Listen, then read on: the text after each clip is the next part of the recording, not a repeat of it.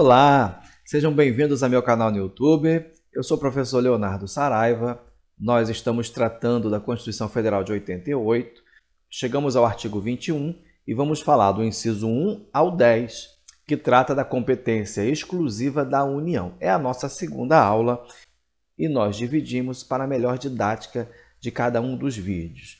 No artigo 21, nós vemos: compete à União, inciso 1º, manter relações com estados estrangeiros e participar de organizações internacionais.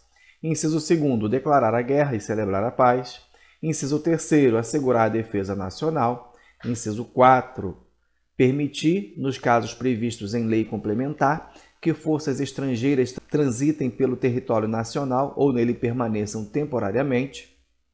Inciso 5, declarar o estado de sítio, o estado de defesa e a intervenção federal. Inciso 6, autorizar e fiscalizar a produção e o comércio de material bélico. Inciso 7, emitir moeda. Inciso 8, administrar as reservas cambiais do país e fiscalizar as operações de natureza financeira, especialmente as de crédito, câmbio e capitalização, bem como as de seguro e de previdência privada.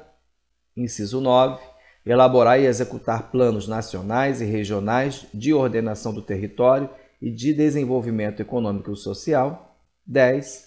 Manter o serviço postal e o correio aéreo nacional. Não estou aqui para fazer apenas a leitura do texto da Constituição, é claro, mas não despreze nenhuma leitura. A leitura é imprescindível. Bom, nós vimos até agora que a competência da União ela se divide em material, administrativa e também em legislativa. Nós vimos também que a competência material da União, no artigo 21, ela é exclusiva, ela é indelegável. No artigo 22, é privativa, ela é delegável.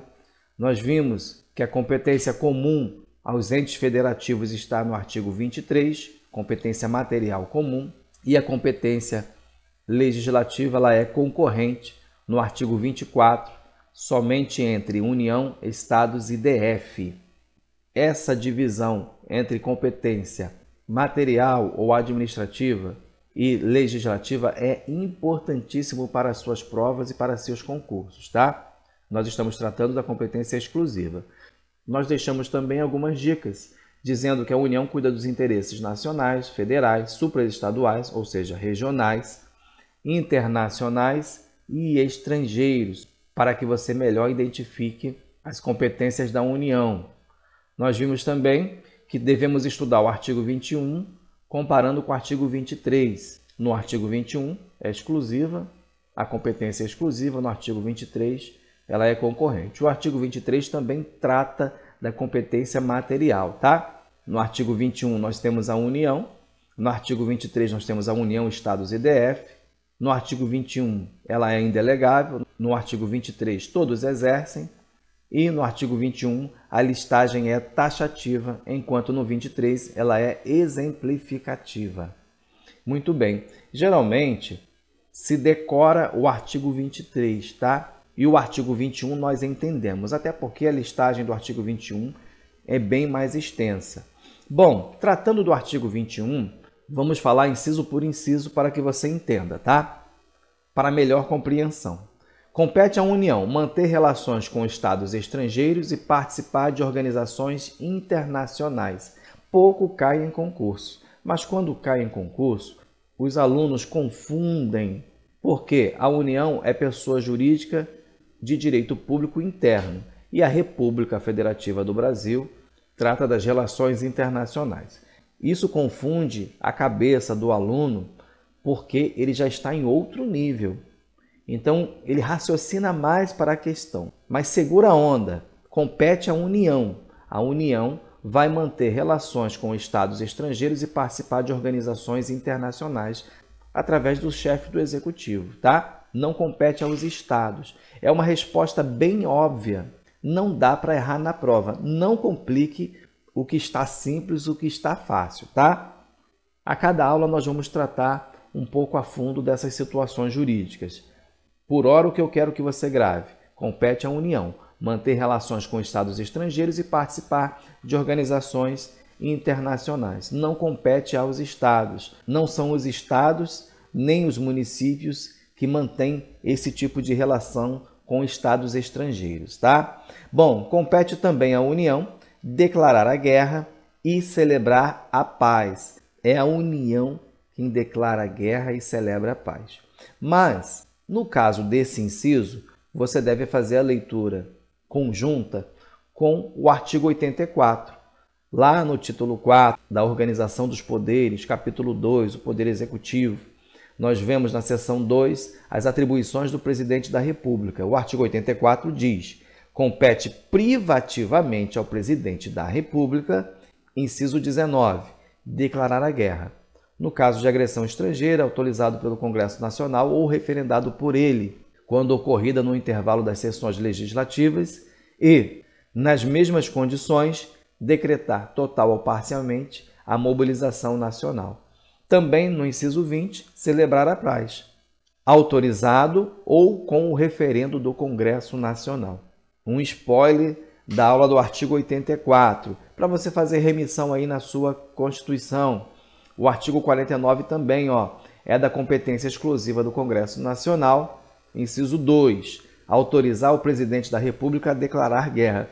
Há a participação do Congresso Nacional, a celebrar a paz, a permitir que forças estrangeiras transitem pelo território nacional ou nele permaneçam temporariamente, ressalvados os casos previstos em lei complementar. Ou seja, é o Congresso Nacional que autoriza. O presidente declara guerra, celebra a paz, desde que autorizado pelo Congresso Nacional. Faz a remissão aí na sua Constituição, tá? Artigo 84, inciso 19 e 20 e artigo 49, inciso 2º. Assegurar a defesa nacional. Não há dificuldade nesse inciso da Constituição, não é verdade? Compete, é lógico, à União assegurar essa defesa nacional. Uma vez que compete à União declarar guerra e celebrar a paz, é lógico que compete também a ela assegurar a defesa nacional. Através de quem? Através das Forças Armadas. Você vai ver no artigo 142, as Forças Armadas, constituídas pela Marinha, pelo Exército e pela Aeronáutica, são instituições nacionais permanentes e regulares, organizadas com base na hierarquia e na disciplina, sob a autoridade suprema do Presidente da República e destinam-se à defesa da pátria. Na aula do artigo 142, nós vamos tratar melhor sobre o tema, mas já deixa a remissão na sua Constituição, tá? E também permitir, nos casos previstos em lei complementar, que forças estrangeiras transitem pelo território nacional ou nele permaneçam temporariamente. Preste atenção, no caso aqui não há a guerra, há uma permissão para que as forças estrangeiras transitem pelo território nacional ou nele permaneçam temporariamente. Você também vai combinar esse inciso 4 com o artigo 84, inciso 22 e 49 segundo. E vai lembrar que são nos casos previstos em lei complementar. Lei complementar, tá? No inciso 5, nós vemos decretar o estado de sítio e o estado de defesa e a intervenção federal. São medidas extremas que a Constituição prevê, mas, dentre elas, a mais grave, sem dúvida alguma, é o estado de sítio, em que alguns direitos, inclusive, podem ser suspensos. No caso do inciso 5, você vai combinar essa primeira parte com o artigo 137 e o 49, inciso 4. O artigo 49, inciso 4, vai dizer que é competência exclusiva do Congresso Nacional aprovar o estado de defesa e a intervenção federal e autorizar o estado de sítio ou suspender qualquer uma dessas medidas. Você vai entender que o estado de sítio primeiro passa pelo Congresso Nacional. O Congresso Nacional precisa autorizar para depois, então, o presidente da República decretar. Veja no artigo 137. O presidente da República pode, ouvidos o Conselho da República e o Conselho de Defesa Nacional, solicitar ao Congresso Nacional a autorização para decretar o estado de sítio nos casos de... Aí vamos ter o inciso 1º e o inciso 2º. No inciso 2º, declaração do estado de guerra ou resposta à agressão armada estrangeira. Parágrafo único. O presidente da República, ao solicitar autorização para decretar o estado de sítio ou sua prorrogação, relatará os motivos determinantes do pedido, devendo o Congresso Nacional decidir por maioria absoluta. É um spoiler, faça a remissão na sua Constituição, no seu material. E veja, no inciso 4, aprovar o estado de defesa e a intervenção federal. Mas no caso de estado de sítio, a autorização é prévia. Primeiro, o Congresso autoriza. Grave isso, isso já foi inclusive questão de concurso, tá? Depois, o presidente decreta. No caso do estado de defesa e intervenção federal, é o contrário. Bom, compete à União ainda, no inciso 6, autorizar e fiscalizar a produção e o comércio de material bélico. Isso é óbvio, né? Material de guerra, material bélico, precisa ser autorizado pela União e é a União quem fiscaliza a sua produção, mas não só a produção, também o comércio desse tipo de material. É uma questão até simples de se identificar na hora da prova. Também compete à União emitir moeda. Ora, nenhum estado tem a sua própria moeda, nenhum estado tem autorização para emitir moeda, compete exclusivamente à União. A União não pode delegar essa competência. Lembre-se, tá? Nós estamos falando de competência exclusiva. E quem é que emite a moeda na República Federativa do Brasil? A resposta técnica para o seu concurso está no artigo 164, que diz: a competência da União para emitir moeda será exercida exclusivamente pelo Banco Central. Não é a Casa da Moeda, é pelo Banco Central, tá? A Casa da Moeda está sob a gerência do Banco Central, é óbvio, mas a resposta técnica para o seu concurso é o Banco Central, artigo 164 da Constituição. No inciso 8, administrar as reservas cambiais do país e fiscalizar as operações de natureza financeira, especialmente as de crédito, câmbio e capitalização, bem como as de seguro e de previdência privada. É fácil de identificar que é uma competência exclusiva da União. Afinal de contas, nós estamos tratando de interesse nacional.